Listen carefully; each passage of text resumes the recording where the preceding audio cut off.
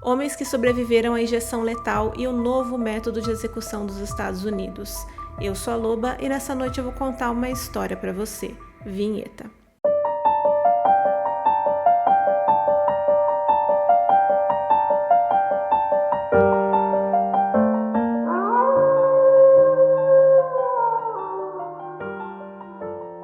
Olá, sejam todos muito bem-vindos. O caso de hoje é sobre o Romeo Broom, que sobreviveu a nada mais nada menos que 18 injeções letais.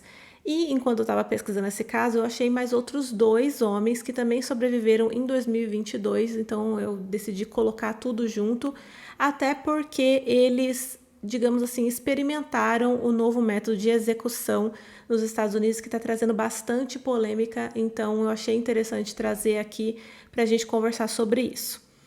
Antes de começar o vídeo, eu quero pedir desculpas se vocês ouvirem algum barulho de carro ou moto, aí eu vou dar o meu melhor, mas é que eu tô meio doente, eu não consegui gravar de madrugada, que é no silêncio absoluto, mas vamos lá, vai dar tudo certo.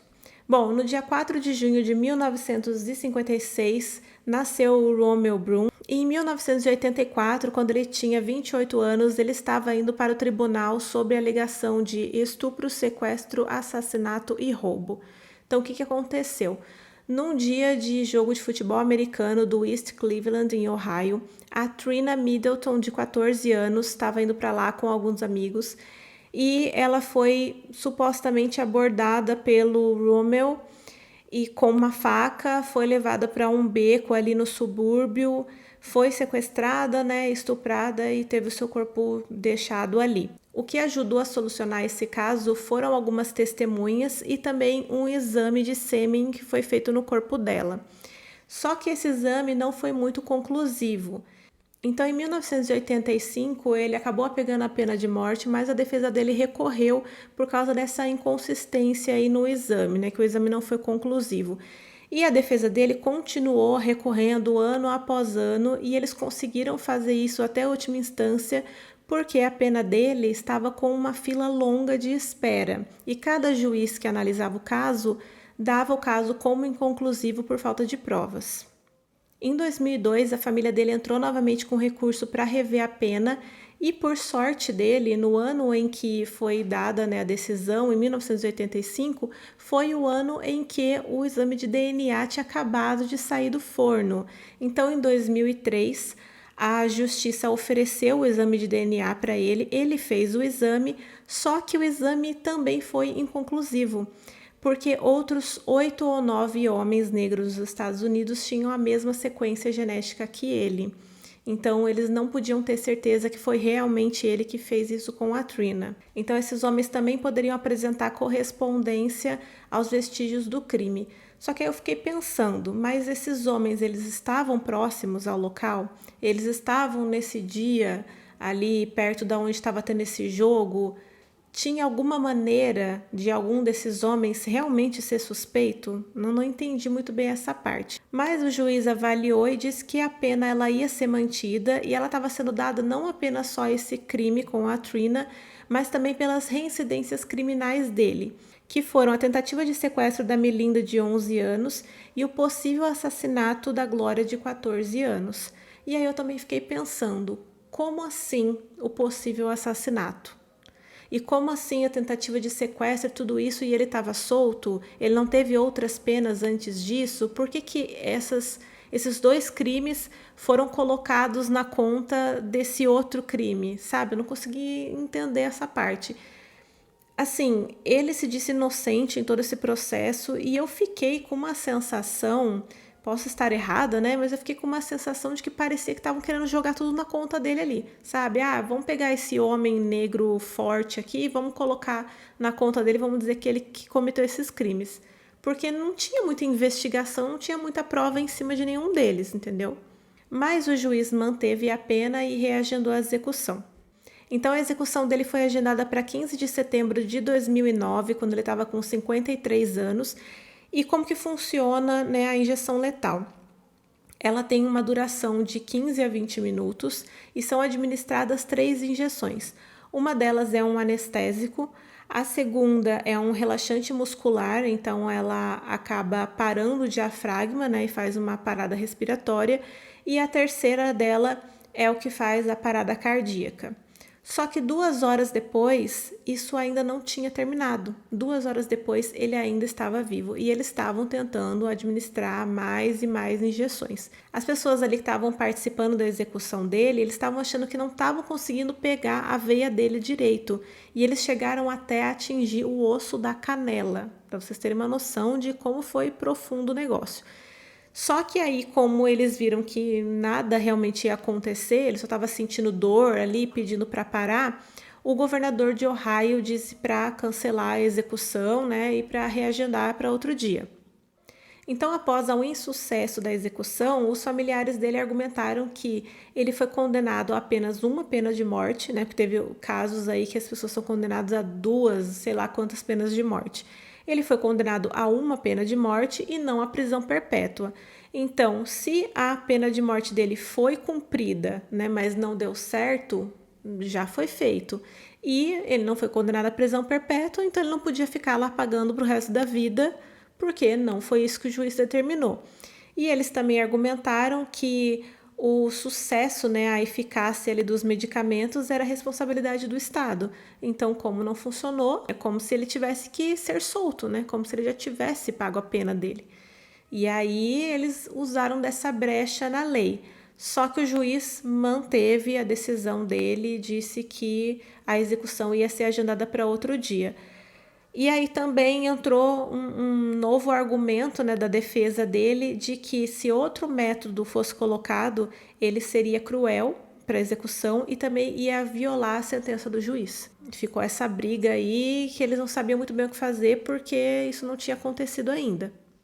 A decisão foi mantida e a execução dele foi agendada para junho de 2020, mas acabou sendo adiada para março de 2022, né, por causa do período das máscaras. Em 2013, ele escreveu um livro, Sobrevivente no Corredor da Morte, e em 28 de dezembro de 2020, ele morreu aos 64 anos por complicações do C-19. Olha que coisa, ficou tanto tempo aguardando a execução e no fim não morreu por causa da execução, morreu por outras complicações. Então agora eu vou contar para vocês esses outros 2 casos que aconteceram, né, similares ao dele, porque o dele ficou meio que inconclusivo, né? A gente não sabe se ia funcionar, se tentassem de novo. Ficou essa questão aí da família dizendo que ele já cumpriu a pena e que não era culpa dele se não tinha dado certo. E o juiz mantendo a decisão de que ele teria que passar por uma nova execução. Mas o que aconteceu? O Kenneth Smith, de 58 anos, ele foi sentenciado à pena de morte por ter assassinado uma mulher a mando do marido, de um pastor, que depois acabou tirando a própria vida, em 1988. E em setembro de 2022, ele foi submetido à injeção letal, só que ele também sobreviveu. Só que no caso dele durou 4 horas e disseram que ele se contorcia bastante, ele gritava e sentia muita dor.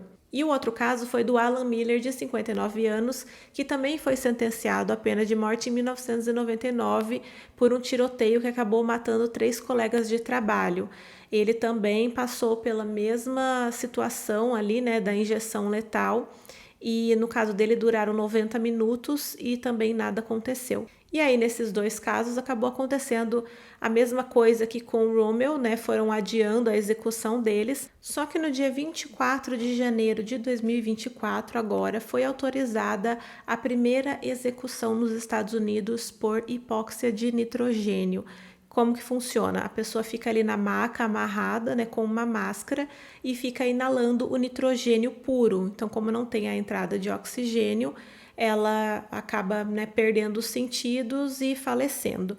Dura em torno de 22 minutos e algumas pessoas dizem que após alguns minutos a pessoa já perde a consciência, né, já perde a respiração ali e não tem nenhum tipo de sofrimento. E outras pessoas que disseram na execução do Kenneth Smith, que foi o primeiro, né, que utilizou esse método, digamos assim, disseram que ele se contorcia bastante e que ele ficava agonizando de dor.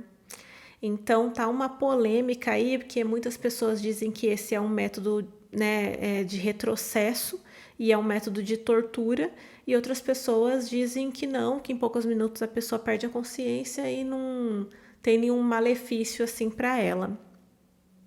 Lembrando que não é o gás venenoso de cianeto de hidrogênio que era usado nos campos de concentração. É nitrogênio, tá? É diferente. Então, assim, as considerações finais, eu não sei muito bem o que dizer, para ser sincera. Achei bem complicado, porque não dá para saber exatamente se a pessoa fica agonizando durante 22 minutos. Eu acredito que não. Mas também não dá para saber se só ela dorme e acabou, sabe? E aí a vida dela acaba ali. Então achei bem complicado e realmente achei bem polêmico. Mas aconteceu, né? Esse ano foi a primeira vez que foi utilizado esse método e pelo jeito eles vão continuar mantendo. Talvez se tiver o problema com a injeção letal. Parece que tem alguns países que também não estão mais querendo fabricar a injeção letal e não estão mais querendo usar ela como método de execução, né? Mas me digam aqui o que vocês acham, que a pessoa já cumpriu a pena dela e não é culpa dela se o método não funcionou, né? Como a família do Romeu queria muito que acontecesse para ele poder ser solto. E também no caso dele, não dá para ter certeza se foi ele que cometeu esses crimes, porque tinha muita inconsistência e pelo jeito não estavam muito querendo investigar, né? Para ter certeza disso. Então, não sei. Me digam aqui o que vocês acham desse novo método. É considerado tortura? Não é? Tem que manter assim? O que vocês pensam sobre isso? Porque eu estou bem curiosa para saber. Bom, não esquece também de se inscrever no canal, de deixar o seu like para ajudar a Loba. Um beijo e até o próximo. Tchau!